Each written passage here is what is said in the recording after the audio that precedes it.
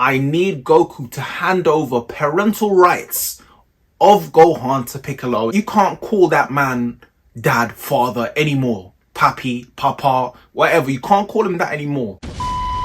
Welcome to Agents of S.C.R.E.E.N. I am your boy Miles, aka the dark skin Enrique Iglesias, and welcome to my spoiler-free review for Dragon Ball Super Superhero. And I know you're thinking like, why is this Donnie wearing glasses? I don't know, I just caught a vibe. And you know what else? You can do what you want when you're popping. But how I do things, I tell you what I liked, what I didn't like, my score out of 10, and if you should check this film out in cinemas right now. The last Dragon Ball film, the Broly movie, was fantastic, so I was optimistic for what they could do with this. Did it live up to that optimism? Let's find out right now. But the things that I liked, I really liked the fact that this film is not centered around Goku and Vegeta. Main characters of this film are Piccolo and Gohan, even though it's really Piccolo's movie. I think the characters for me were probably the strongest part. I enjoyed Piccolo's arc, I enjoyed Gohan's arc for the most part. I really enjoyed Pan. She was especially a highlight for me. I enjoyed Pan and Piccolo's relationship. It must be said actually, after this movie, this is no spoilers of course, but after this movie especially, I need Goku to hand over parental rights of Gohan to Piccolo. You can't call that man dad, father anymore. Papi, papa, whatever. You can't call him that anymore. Just call him Goku, whatever. But Piccolo is Gohan's father.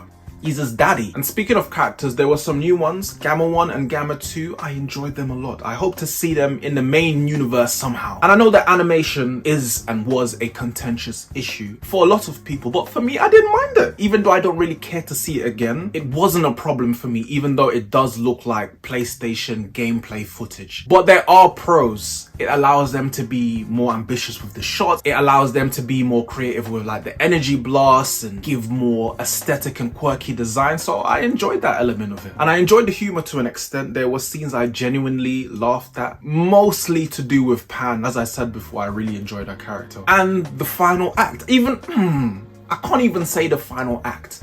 There's a thing that happens in the final act. I enjoyed that thing. From this point on, I'm gonna call it the thingy-majiggy. But that thingy-majiggy, it was a delight to see. It was a delight, I can't lie. And onto the things I didn't enjoy as much.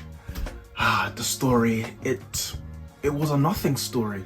How do women say? It's giving filler. That's what this story was. It's giving silliness. The majority of the film just felt like a troll. For example, it makes a mockery of the Dragon Balls for no apparent reason, and its inclusion and the only purpose it serves is just for the sake of a punchline. And logically, for that same reason, the film should have ended or could have ended in the first 20 to 30 minutes. Things were teased and just not shown. I know they save things for the anime, but it's like, okay, if you're gonna do that, then don't even...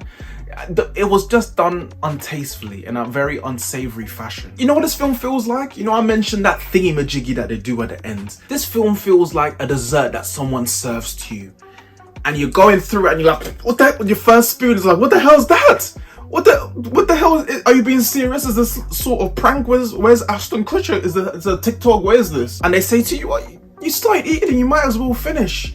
And then when you get through it, there's this little bit in the end, something that you've never seen or tasted before, and you taste it and you'd be like, this is actually delicious. What is this? What is this like secret ingredient? And they're like to you, I can't tell you. You have to go home and Google it. That's what this film feels like. A trash ass dessert with a secret ingredient that you have to find in the middle after breaking through and sieving through all that pile of nonsense, and then they don't even explain what that secret ingredient is. They just show it to you, you enjoy it, and then they shove you to the side. And it annoys me, even though I said Gohan, his arc I enjoyed, but it annoys me how much they have to like push Gohan down before they bring him back up. It just seems like they made Gohan into a bumbling fool that can't even like tie his shoelaces at times. I understand the logic of the lower you put him down, the sweeter his redemption arc is, but